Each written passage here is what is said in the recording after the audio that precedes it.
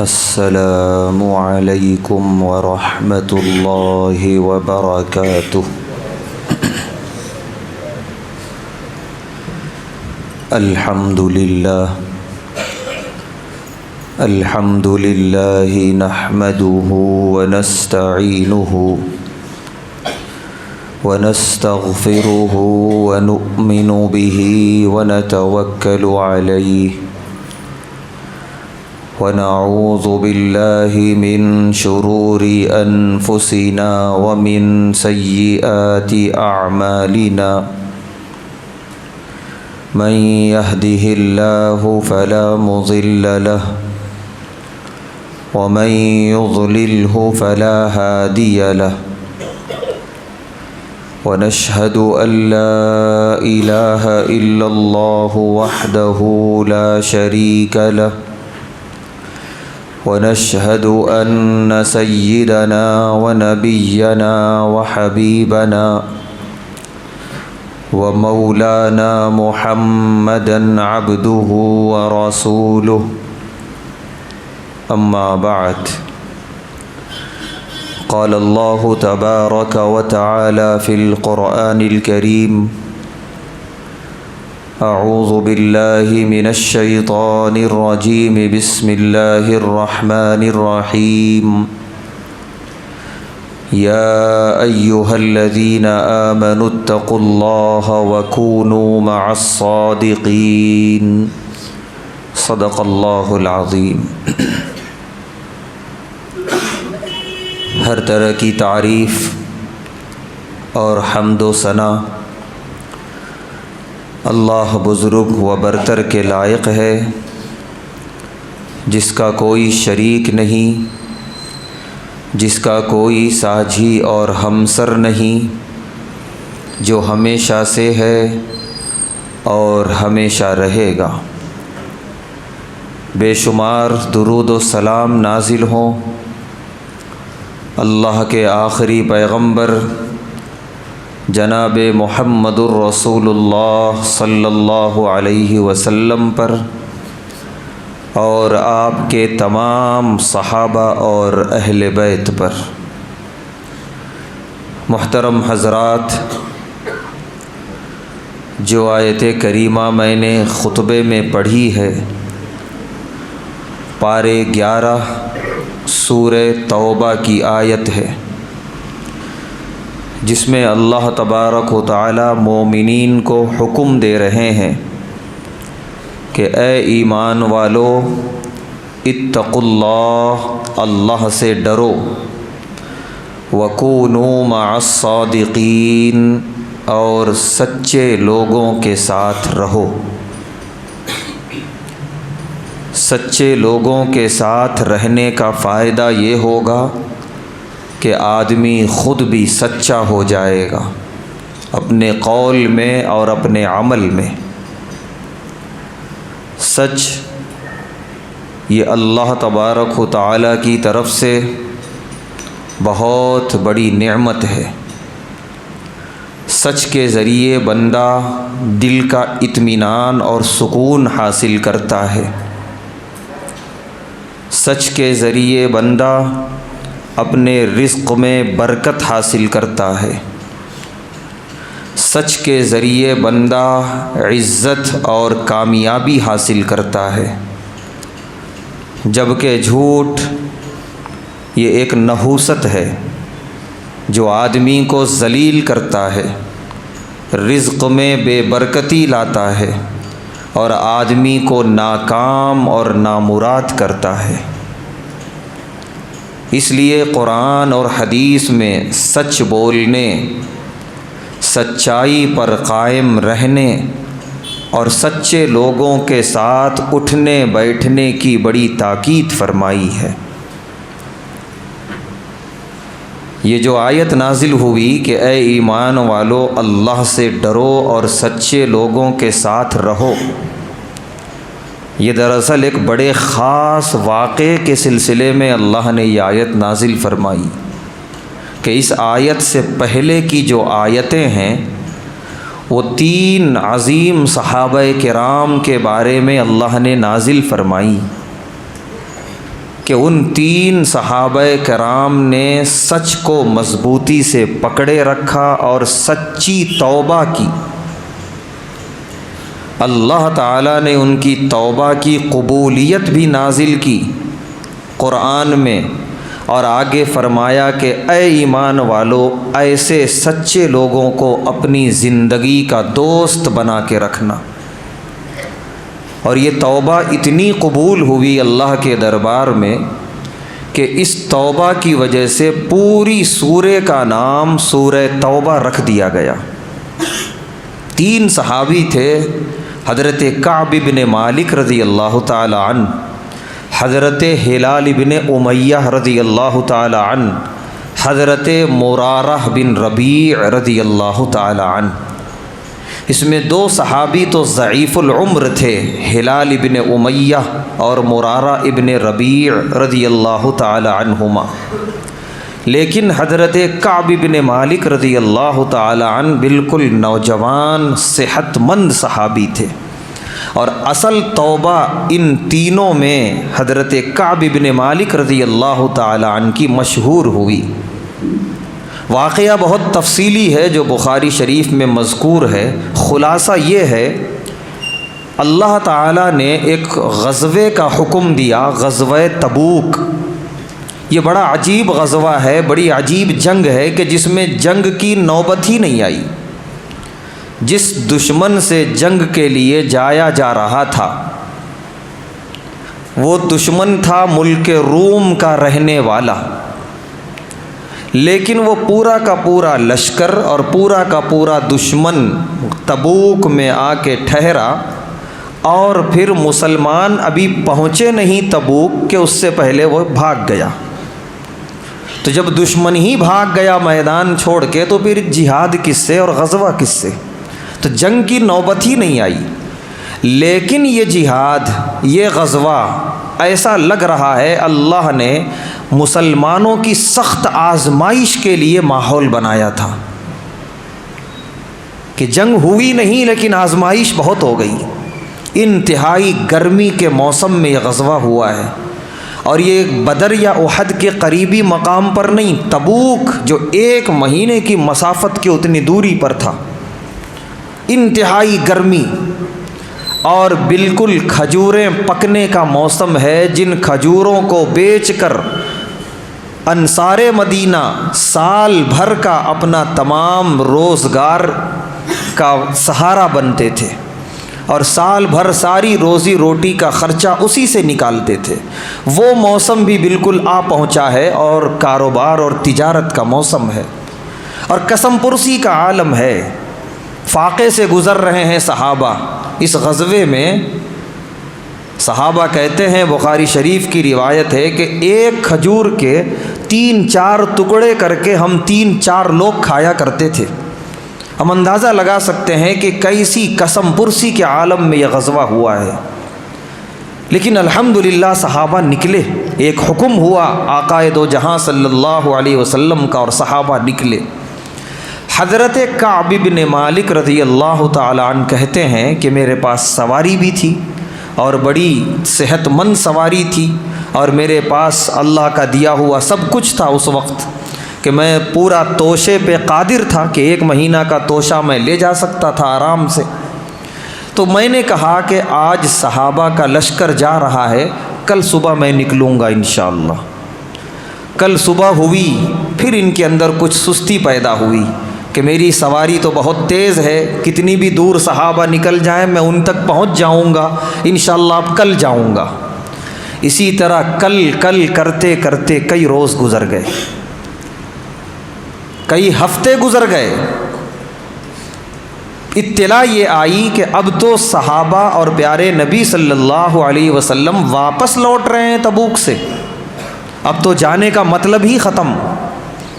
اب حضرت کعب بن مالک رضی اللہ تعالیٰ عنہ کہتے ہیں کہ مجھے فکر ہونے لگی کہ میں کیا کہوں گا، کیا چہرہ دکھاؤں گا آقا دو جہاں صلی اللہ علیہ وسلم کو، کیونکہ اس غزوے میں خاص طور سے جو اللہ نے آیتیں اتاری ہیں سورہ توبہ میں 5-6 رکوع ہیں، صاف طور پہ یہ تھا کہ جو غزوے میں نہیں گیا وہ منافق، تو یہ بہت بڑا امتحان حضرت کعب بن مالک رضی اللہ تعالیٰ عنہ کے لیے۔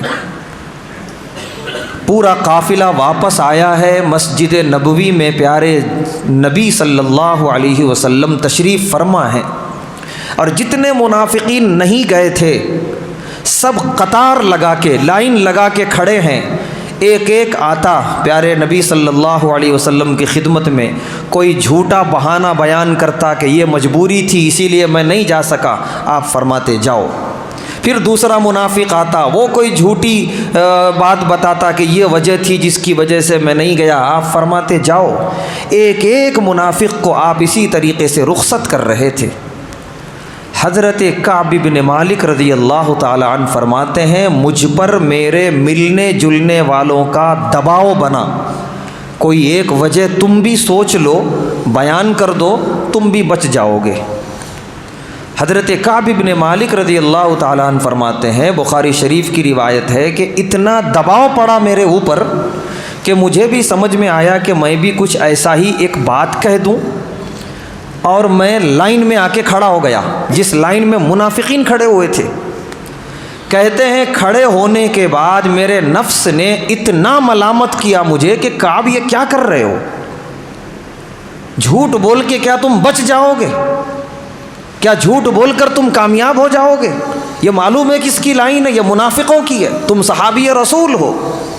یہ ہوتا ہے سچے لوگوں کا نفس کہ جھوٹ بولتے ہوئے ملامت کرتا ہے، وہ بولنے نہیں دیتا۔ کعب بن مالک رضی اللہ تعالیٰ عنہ فرماتے میں فوراً اس لائن سے نکل کے الگ کھڑا ہو گیا کہ یہ مجھ سے نہیں ہو سکتا۔ سارے منافقین پیارے نبی صلی اللہ علیہ وسلم کے سامنے اپنے بہانے اور اپنے حیلے بیان کر کے وہاں سے چلے گئے۔ حضرت کعب بن مالک رضی اللہ تعالیٰ عنہ فرماتے ہیں میں الگ سے گیا پیارے نبی صلی اللہ علیہ وسلم کے پاس، سلام کیا، انہوں نے جواب دیا، اور انہوں نے سوال کیا کہ کعب کیوں نہیں آئے تھے؟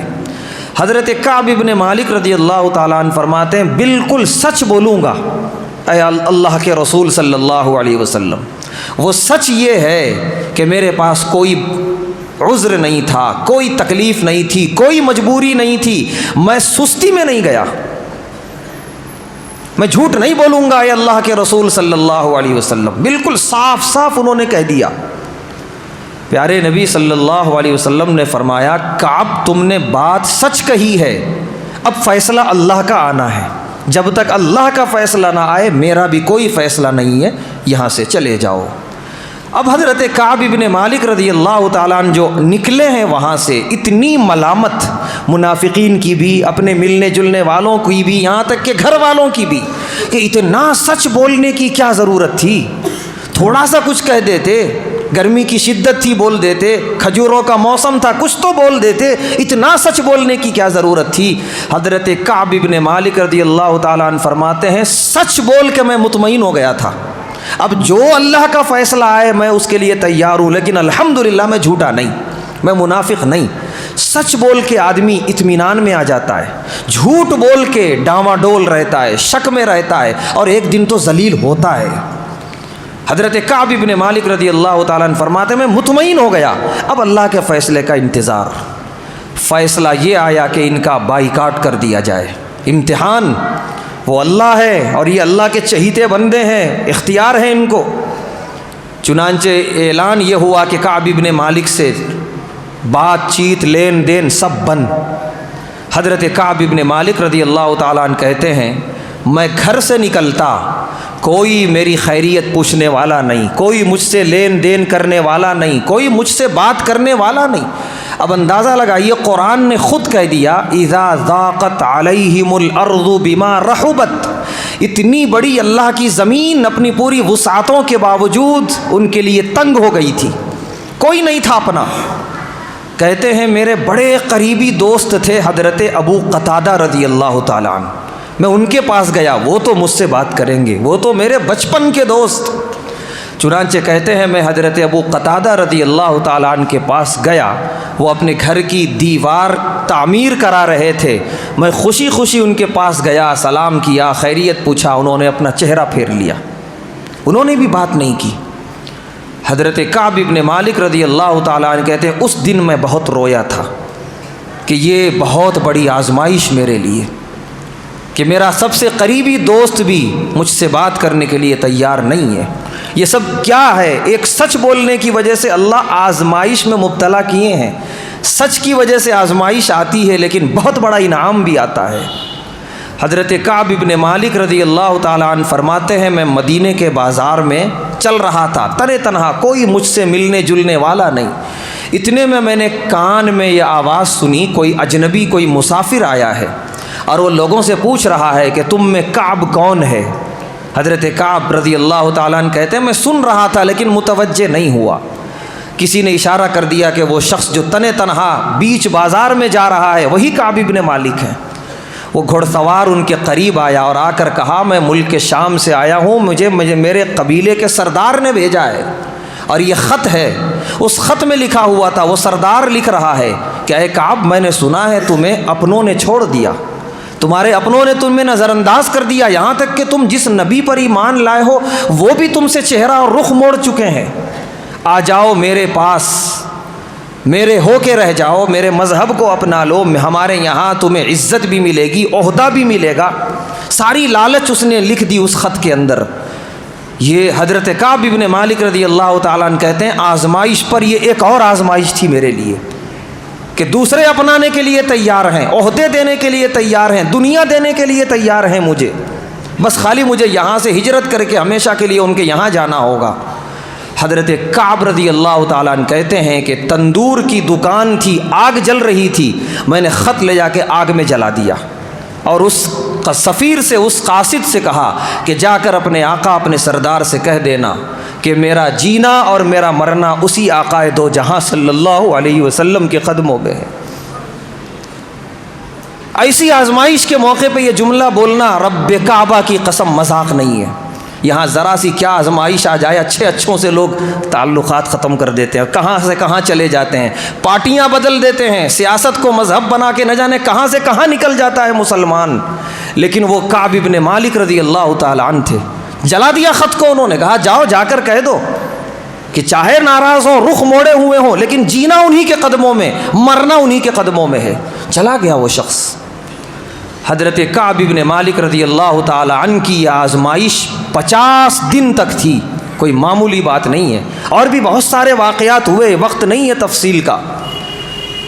50 دن کے بعد اللہ تعالیٰ نے سورہ توبہ کی آیتیں اتاری ہیں کہ اللہ نے ان کی توبہ قبول کی، اور اے ایمان والو اب آئندہ تم اللہ سے ڈرنا اور ایسے سچے لوگوں کے ساتھ رہنا۔ توبہ تو بہت کی ہے اس زمانے میں لوگوں نے، لیکن جس کی توبہ کی قبولیت کی آیتیں اتر جائیں، جن کے ساتھ رہنے اور جن کو دوست بنانے کی اللہ گواہی دیں عرش پہ بیٹھ کر، جن کی توبہ کی وجہ سے پوری سورہ کا نام سورہ توبہ پڑ جائے، یہ کسی کی شان اور شرف میں نہیں آیا، یہ حضرت کعب ابن مالک رضی اللہ تعالیٰ عنہ کی شان تھی۔ آزمائش بے شک تھی، لیکن اس کے بعد جو انعام ہوا وہ تصور کے لائق نہیں ہے۔ حضرت کعب رضی اللہ تعالی عنہ جب آئے ہیں پیارے نبی صلی اللہ علیہ وسلم کی خدمت میں، آپ کھڑے ہو گئے اپنی جگہ سے، انہیں سینے سے لگایا اور مبارکباد دی، دونوں روئے ہیں، حضرت کعب رضی اللہ تعالی عنہ بھی اور پیارے نبی صلی اللہ علیہ وسلم بھی۔ حضرت کعب رضی اللہ تعالی عنہ نے اس موقع پر کہا کہ اے اللہ کے رسول صلی اللہ علیہ وسلم، میں چاہتا ہوں شکرانے میں میرے پاس جتنی دولت اور جائیداد ہے میں سب صدقہ کر دوں اللہ کے راستے میں۔ پیارے نبی صلی اللہ علیہ وسلم نے فرمایا ایسا نہ کرو، اتنا زیادہ نہ کرو، ایک حصہ اس کا صدقہ کرو، باقی اپنے اہل و عیال کے لیے رکھو۔ تو اتنی خوشی ہوئی حضرت کعب ابن مالک رضی اللہ تعالی عنہ کو، سچ بولنے کا یہ انہیں ملا انعام، یہ ملا انہیں صلہ۔ بے شک سچ بولتے ہوئے کچھ کڑواہٹ محسوس ہوگی، بے شک سچ بولنے کے بعد دو چار لوگ بول سکتے ہیں بڑے سچے ہو گئے، بڑا سچ بولنے والے ہو گئے اس زمانے میں، لیکن کسی کی پرواہ نہیں کرنا۔ سچ بولنا ہے تو بولنا ہے ہر حال میں، زبان سے سچائی ہٹنے نہ پائے، جھوٹ کا سایہ بھی نہ آئے ہمارے قریب۔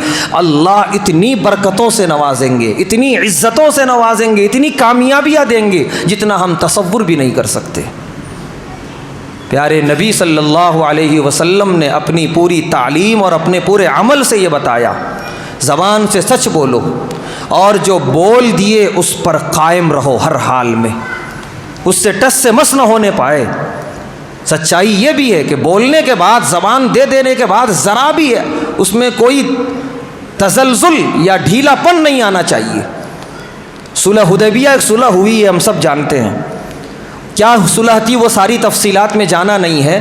اس صلح میں ایک بات یہ تھی، مکے والوں نے یہ بات رکھی تھی کہ مکے کا کوئی کافر اگر مدینہ جائے واپس بھیج دینا، مدینے کا کوئی مسلمان ہمارے پاس آئے گا ہم واپس نہیں بھیجیں گے۔ پیارے نبی صلی اللہ علیہ وسلم نے منظور کر لی یہ صلح، اور بھی بہت ساری چیزیں تھیں اس صلح کے اندر۔ صلح ختم ہوئی، حضرت ابو جندل رضی اللہ تعالیٰ عنہ، ایک صحابی، یہ نوجوان ایمان لائے تھے، مکے میں تھے، ان کے افراد خاندان نے ہاتھوں میں ہتھکڑیاں پہنا دیں، پیروں میں بیڑیاں ڈال دی تھیں، وہ کسی طریقے سے اپنے آپ کو گھسیٹتے ہوئے وہ حدیبیہ کے مقام تک آئے تھے۔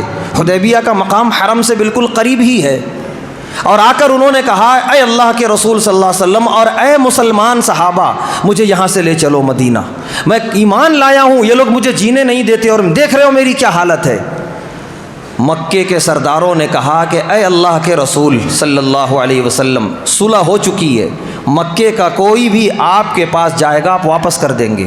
یہ ابو جندل مکے کا ہے، یہ اب آپ کے ساتھ مدینہ جانا چاہ رہا ہے، آپ کیا کریں گے صلح کے مطابق؟ پیارے نبی صلی اللہ علیہ وسلم نے فرمایا کہ ابو جندل واپس جاؤ مکہ۔ وہاں پر موجود صحابہ کی آنکھوں سے آنسو نکل گئے تکلیف دیکھ کر ابو جندل رضی اللہ تعالیٰ عنہ کی، لیکن زبان سے جو بات کہہ دی، جو وعدہ کر لیا، اس پہ پورا اترنا ہے۔ بظاہر کوئی خونی رشتہ نہیں تھا ابو جندل سے، لیکن ایمان تو لائے تھے نا، اس کی وجہ سے دل کھینچا جا رہا تھا، صحابہ کا بھی، پیارے نبی صلی اللہ علیہ وسلم کا بھی، لیکن صلح ہو چکی ہے، اس کے خلاف ورزی نہیں کرنا، چاہے کچھ بھی ہو جائے۔ قرآن میں اللہ نے فرمایا کہ تمہارا قریبی ہی کیوں نہ ہو، بات کہو تو وہ کہو جو عدل والی ہو، جو سچائی پر مبنی ہو۔ لہذا سچ بات آپ نے کہی کہ ابو جندل مکہ جاؤ، البتہ اصبر واحتسب، صبر کرو، اللہ پر یقین رکھو، انشاءاللہ اللہ راستہ نکالے گا۔ ابو جندل بیچارے واپس چلے گئے وہاں سے، اور اگلے کچھ مہینوں کے بعد اللہ نے ان کے لیے راستہ بڑا نکالا، اور وہ بہت عزت کے ساتھ وہاں سے آزاد ہوئے، جس کی تفصیل احادیث میں موجود ہے۔ لیکن اس موقع پر پیارے نبی صلی اللہ علیہ وسلم اپنے دیے ہوئے وعدے پر بالکل سچے اترے۔ اسی لیے سچ بولنا بھی ہے، سچائی کے اوپر قائم رہنا بھی ہے، اور اپنے فیصلوں میں صرف اور صرف سچ کو رکھنا ہے، جھوٹ قریب بھی نہ آنے پائے۔ اسی لیے اللہ نے فرمایا کونوا قوامین للہ شہداء بالقسط، اے مسلمانوں اللہ کے لیے سچ کے گواہ بنو، جھوٹ کے گواہ نہ بنو۔ تمہارے فیصلوں میں سچ ہونا چاہیے، چاہے تم اپنے اہل و عیال میں بیٹھ کے فیصلہ کر رہے ہو، وہاں بھی انتہائی سچائی غالب رہنی چاہیے۔ تم بازار میں دکان پہ بیٹھ کے کوئی فیصلہ کر رہے ہو تجارت کا یا کاروبار کا، وہاں حق اور سچ ہونا چاہیے۔ یہاں تک کہ اگر اللہ نے تمہیں عدل و انصاف کی چہار دیواری یعنی عدالت کے اندر جج بنا کے بٹھایا ہے، تو صرف اور صرف سچا فیصلہ صادر کرنا ہے۔ پیارے نبی صلی اللہ علیہ وسلم ایک مرتبہ تشریف فرما تھے، ٹیک لگا کے بیٹھے تھے، اور آپ سچائی کی ترغیب دے رہے تھے، جھوٹ سے بچنے کی تاکید کر رہے تھے، یہاں تک کہ آپ ٹیک چھوڑ کے سیدھے بیٹھ گئے اور فرمایا یاد رکھنا جھوٹی گواہی مت دینا، جھوٹی گواہی مت دینا، جھوٹی گواہی مت دینا، 3 مرتبہ آپ نے فرمایا۔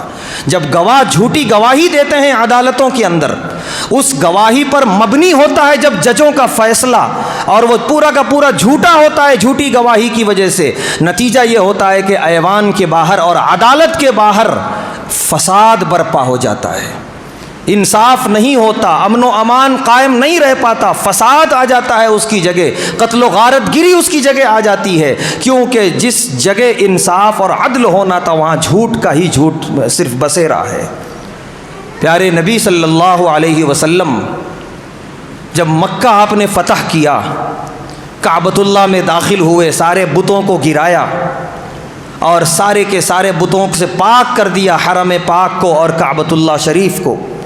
کعبے کی چابی آپ نے لی تھی حضرت عثمان بن طلحہ سے رضی اللہ تعالیٰ عنہ، جو اس وقت ایمان نہیں لائے تھے اور کعبے کی چابی دینے کو تیار بھی نہیں تھے۔ حضرت علی رضی اللہ تعالیٰ عنہ زبردستی لے کر آئے تھے، کعبے کا دروازہ کھولا گیا، آپ اندر تشریف لے گئے اور کعبۃ اللہ کو پاک کیا گیا۔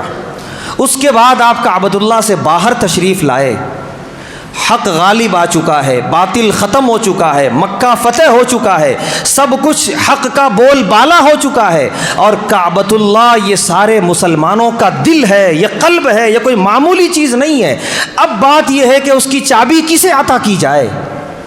یہ ایک بہت بڑا فیصلہ تھا پیارے نبی صلی اللہ علیہ وسلم کی طرف سے ہونے والا، سب کی نگاہیں اٹھی ہوئی تھیں، آپ کیا فیصلہ فرماتے ہیں؟ آپ کو مکمل اختیار تھا، دشمن کمزور پڑ چکا تھا، معافیاں مانگ چکا تھا، کوئی کچھ نہیں کر سکتا تھا، آپ جو چاہے وہ فیصلہ لینے پہ قادر تھے۔ آپ کعبۃ اللہ سے باہر تشریف لائے اور کہا بلاؤ عثمان بن طلحہ کو، انہیں بلایا گیا، آپ نے یہ کہتے ہوئے چابی انہیں عطا کی، ہا کی تالیدتن خالدتن، تمہاری پوری نسل میں چلے گی یہ چابی، تم سے کوئی مسلمان یہ چابی نہیں لے سکتا۔ یہ حسن سلوک دیکھنے کے بعد وہ ایمان لائے۔ اگر پہلے ایمان لا لیتے، بعد میں اگر آپ چابی دیتے تو کہنے والا کہہ سکتا تھا کہ ایمان لائے اسی لیے دے دی اپنے آدمی کو چابی، لیکن نہیں، آپ نے اپنے کو نہیں دیا تھا، آپ نے ایک کافر کو دیا تھا، ایک مشرک کو دیا تھا۔ یہ تھا آپ کا انصاف کہ جس کے حق میں وہ نگرانی چلی آ رہی ہے، آپ نے نہ چھینی اور نہ برطرف کیا، بلکہ اس کے کفر اور شرک کے باوجود بھی چابی اس کے حوالے کی اور کہا تمہاری نسل در نسل میں یہ چابی چلے گی۔ آج ایوانوں میں بیٹھے ہوئے جج مذہب کو بنیاد بنا کر فیصلے کر رہے ہیں، مذہبیت کی طرفداری کرتے ہوئے فیصلے کر رہے ہیں۔ نتیجہ یہ ہو رہا ہے کہ عدالتوں کے باہر امن و امان ختم ہو رہا ہے، اس کی جگہ فساد آ رہا ہے، قتل و غارت گری آ رہی ہے۔ وجہ یہ ہے کہ مذہب کو بیچ میں آڑ بنا رہے ہیں یہ بیٹھ کر فیصلے کرنے والے جج حضرات۔ ہم دعوت دیں گے کہ دنیا کے سب سے انصاف پرور جج جناب محمد الرسول اللہ صلی اللہ علیہ وسلم کے فیصلے دیکھو۔ کعبۃ اللہ سے بڑی اس دنیا میں کوئی عمارت ہے نہ ہو سکتی ہے، لیکن آپ نے پورا اختیار ملنے کے باوجود بھی اس کی چابی ایک کافر کے ہاتھ میں دی تھی۔ وہ الگ بات ہے کہ حسن سلوک سے متاثر ہو کر انہوں نے اسلام قبول کر لیا، ایمان قبول کر لیا۔ جس کی جو ملکیت ہے، جس کا جو مقام ہے، جس کی جو جاگیر ہے، اسے عطا کیا جائے، چاہے وہ تمہارے مذہب کا ہو یا دوسرے مذہب کا ہو، اسلام یہ سکھاتا ہے۔ تو یہ پورا کا پورا جو خلاصہ ہے ان واقعات کا اور قرآن کریم کی ان آیات کا کہ آدمی سچ بولے، سچائی پہ قائم رہے، سچائی پر مبنی فیصلے کرے۔ اگر ان میں کہیں بھی جھوٹ کی آمیزش ہو گئی تو پھر یہ نحوست ہے، جھوٹ یہ تباہی لاتا ہے، بربادی لاتا ہے، بے سکونی لاتا ہے۔ اللہ تبارک و تعالیٰ سے دعا ہے اللہ تبارک و تعالیٰ ہم تمام کو سچ بولنے اور سچ پر قائم رہنے کی توفیق عطا فرمائے، جھوٹ سے اور جھوٹی گواہی سے اور فتنہ پروری سے ہم سب کی حفاظت فرمائے۔ وآخر دعوانا الحمد للہ۔